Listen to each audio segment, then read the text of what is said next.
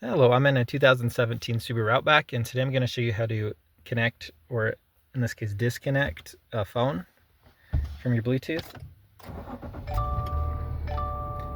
And I also have a video of how to do the full Bluetooth connection as well. This one's specific for disconnecting. So we'll get logged in here.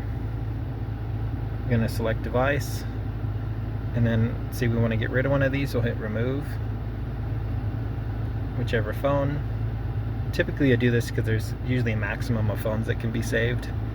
So yes, we've got rid of Jake's. That's it.